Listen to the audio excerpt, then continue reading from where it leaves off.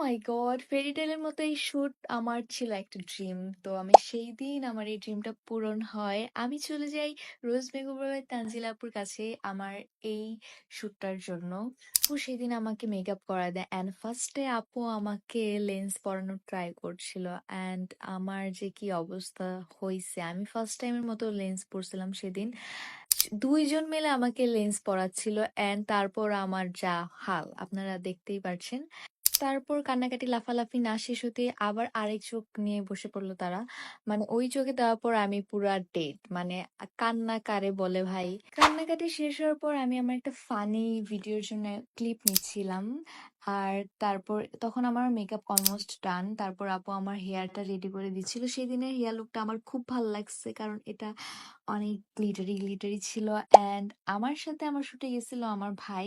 আমি সেদিন চলে যাই ডিজাইন স্টুডিওতে। এটা হচ্ছে সিপাহীপাড়ায়। তাদের স্টুডিও নিয়ে কি বলবো? এর আগে আমি এখানে একটা শুট করেছিলাম।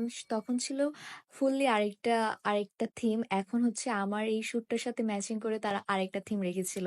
ডিজাইন স্টুডিও আমার এই শুটটাকে একদম পারফেক্টলি ফুটায় তোলার জন্য যা যা দরকার ছিল তাই ম্যানেজ করেছিল অ্যান্ড আমার এই ড্রেসটা যেটা আমি পরেছি এটা আপনারা চাইলে রোজ মেকওভার বাই তানজিলা আপুর কাছ থেকে রেন্টে নিতে পারবেন। আপু এই ড্রেসটা রেন্টে দিয়ে থাকে অ্যান্ড তারপর আমরা হচ্ছে একটু খাওয়া-দাওয়া করি।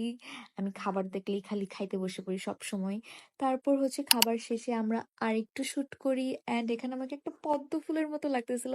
মানে কি বলবো তারা এত সুন্দর জিনিস কোত্থেকে যে ম্যানেজ করে আমারও লাগবে এইসব জিনিস।